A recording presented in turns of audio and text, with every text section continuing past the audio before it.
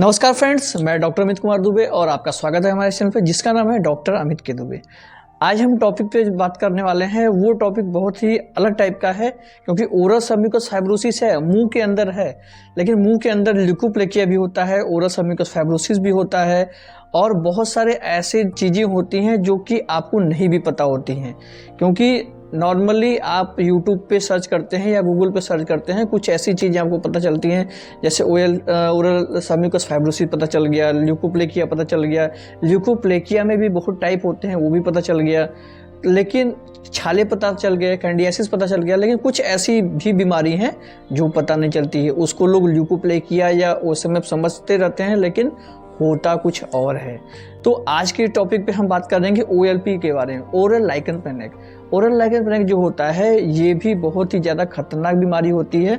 ये क्या होता है कि मुंह के अंदर आपके जो अलग से वाइट स्पॉट होते हैं या रेड और वाइट कलर के स्पॉट मिक्स होते हैं, ये आपके कहीं भी हो सकता है। कॉर्नर ऑफ माउथ पे, मतलब कि मुंह के अंदर जो लास्ट मोलर है उसके अराउंड में, फ्लोर ऑफ माउथ पे, टंग के नीचे और पैलेट में, टंग के बहुत ज़्यादा नीचे, ये सारी जगह पे आपको पाया जा सकता है। और होता कैसा है कि जब उसको ध्यान से आप देखेंगे ना तो उसमें मकड़ी के जाले जैसा आकृति दिखाई देगी। जी हाँ, मकड़ी के जाले जैसा शेप दिखाई देता है। तो उसको देख करके बिल्कुल घबराना नहीं है। या तो फिर वो वहाँ पे देख लीजिए, या तो फिर आप किसी अपने नज़दीकी डॉक्टर से कांटेक्ट करके पता कीजिए कि उनसे अच्छे डॉक्टर से कांटेक्ट कीजिए जो कि देख के डायग्नोस कर सके। नहीं तो अगर देख के डायग्नोस नहीं हो पाता है प्रॉपर, तो फिर उसको अगर ल्यूकोप्लेकिया नहीं समझ में आता है, ओरल सबम्यूकस फाइब्रोसिस नहीं समझ में आता है, तो फिर आप उसका बायोप्सी कराइए। बायोप्सी में ओएलपी निकल जाएगा, ओरल लाइकन प्लैनेक। और मुंह का इसको पहचान कैसे करेंगे कि ओएलपी आपको हो रखा है। सबसे पहले तो आपके मुंह के अंदर जलन होने लगेगी, उसमें घाव बनने लगेगा और मेटालिक टेस्ट आपके मुंह का हो जाएगा। जी हाँ, जैसे मेटल की तरह टेस्ट होता है वैसा आपके मुंह का बार बार टेस्ट लगने लगेगा। तो आप समझ जाइए कि आपको ओएलपी हो गया है। अब ओएलपी का ट्रीटमेंट नॉर्मली किस भाषा में कैसे करते हैं? ओएलपी आप जैसे कुरकुमा लौंगा से कुल्ला कर सकते हैं, या तो फिर आप हल्दी के पानी से कुल्ला कर सकते हैं, अपने घर पे ही करके उसको ठीक कर सकते हैं इनिशियल फेज में है तो। या तो फिर डॉक्टर्स के पास जाएंगे तो वो आपको एंटीऑक्सीडेंट देंगे, एंटीऑक्सीडेंट चला के भी आपका ओएलपी ठीक कर सकते हैं। और ओएलपी होता क्यों है? ओएलपी आपका सबसे ज़्यादा तो ये स्ट्रेस के कारण आपको होता है। जी हाँ, अगर आप किसी भी चीज़ को लेके बहुत ज़्यादा सोच विचार कर रहे हैं तो ये मान के चलिए कि आपको 101% ओएलपी आपको होने वाला है। और ओएलपी में आपको, मतलब ओरल लाइकन प्लैनेक में, आपके मुंह के अंदर छाले, जलन, वो छाले मकड़ी के आकार के जैसे हो जाएंगे और कभी कभी उस छाले में हल्का फुल्का पानी भी भर जाता है। तो ओएलपी बहुत इनिशियल केस में ठीक करने वाली बीमारी है।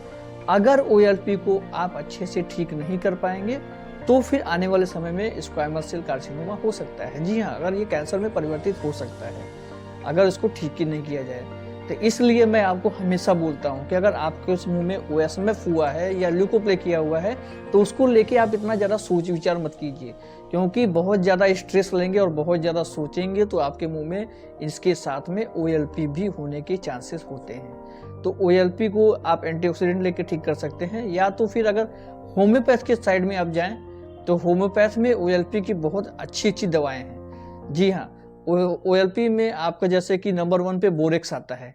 बोरेक्स अगर है कि आपके मुंह के अंदर हल्का फुल्का जो घाव है, जो छाले हैं, उसमें अगर हल्का फुल्का पानी भर रहा है तो बोरेक्स बहुत बढ़िया दवा है। उसके बाद आपका थूजा ऑक्सीडेंटलिस आता है।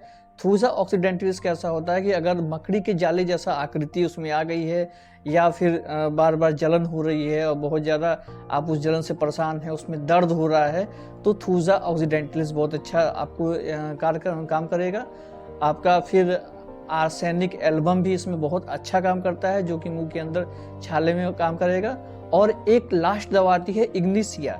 इग्निसिया भी बहुत अच्छे से आपके ऊपर काम करेगी, क्योंकि ये मेंटल स्ट्रेस के कारण ही होता है। अगर मेंटल स्ट्रेस ले रहे हैं, बहुत ज़्यादा परेशान हैं, तो आपको ओएलपी हो जाएगा। और इग्निसिया मेंटल स्ट्रेस में बहुत अच्छी दवा है, तो इग्निसिया लेके भी आप ठीक कर सकते हैं। तो ये ओरल सबम्यूकस फाइब्रोसिस के हो जाने के बाद अगर आप बहुत ज़्यादा स्ट्रेस लेते हैं तो फिर आपको OLP हो सकता है। तो OLP की ये दवाएं लेकर के आप OLP को ठीक कर सकते हैं। बहुत सारे पेशेंट मुझे कमेंट किए कि सर आप होम्योपैथिक दवा भी बताते हैं, आयुर्वेद भी बताते हैं, आपकी डिग्री एलोपैथ की है तो आप एलोपैथ भी बताते हैं, लेकिन आपकी डिग्री एलोपैथ की है तो सिर्फ एलोपैथ ही क्यों नहीं बताते, आप सिर्फ हमेशा होम्योपैथ या आयुर्वेद क्यों बताते रहते हैं। देखिए सर, मैं व्यूज़ पाने के लिए ये सब नहीं कर रहा हूँ। मुझे कमेंट भी आया है कि व्यूज़ पाने के लिए आप कर रहे हैं, फीस लेने के लिए आप कर रहे हैं। मेरा ये सब का कोई इरादा नहीं है। मेरा सिर्फ और सिर्फ ये इरादा है कि किसी भी तरीके से आपको ठीक होना है। अगर आप ठीक होंगे तो हमारे देश की जो ओरल कैंसर की जो दर है बहुत कम होगी। तो एक प्रकार से अपने देश की सेवा करने के लिए हम ये कर रहे हैं कि कहीं से भी जो भी इलाज आपको हो सके, मैं ये भी कभी नहीं कहता हूँ कि आप मुझसे ही इलाज कराइए, आप उसका डायग्नोस करवाइए, जो भी इलाज करवाइए, कहाँ से भी इलाज करना है आप करवाइए, लेकिन ये दवाओं के बारे में आपको नॉलेज होनी चाहिए। कोई डॉक्टर, कोई होम्योपैथिक डॉक्टर के पास अगर आप जाते हैं तो उनसे कौन सी दवा ले रहे हैं आप एटलीस्ट पूछ तो सकते हैं कि दवा कौन सी आपको दे रहे हैं। तो इसीलिए मैं आपको बार बार ये बताता रहता हूँ कि आपको कौन कौन सी दवा लेनी है, होम्योपैथ में भी, आयुर्वेद में भी और एलोपैथ में भी। जहाँ से हो सके मैं आपको सिर्फ ठीक करना चाहता हूँ। इसलिए हम पे ट्रस्ट कीजिए, हम पे शक मत कीजिए और अपनी प्रॉब्लम को सही कीजिए। जैसे आप सही करना चाहते हैं वैसे, सिर्फ और सिर्फ मुझे आपको ठीक करना है। आज की वीडियो में इतना ही। नमस्कार, जय हिंद, जय भारत।